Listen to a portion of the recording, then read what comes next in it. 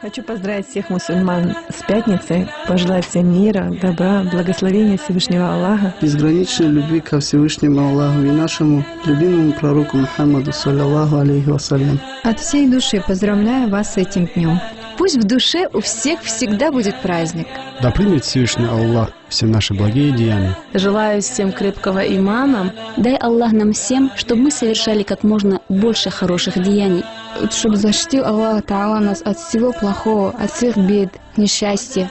Чтобы Аллах нас уберег от ада и был доволен нами. Счастья в обоих мирах и побольше счастливых улыбок. Да, Аллах, чтобы все ваши молитвы были приняты. Пусть наша вера крепнет, а наши сердца смягчаются. Чтобы мы могли и чтобы у нас была возможность получать довольство своих родных, близких, родителей, мужей.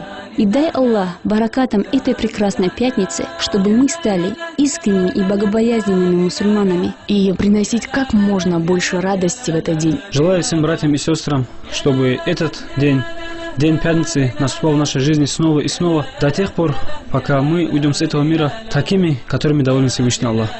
Аминь.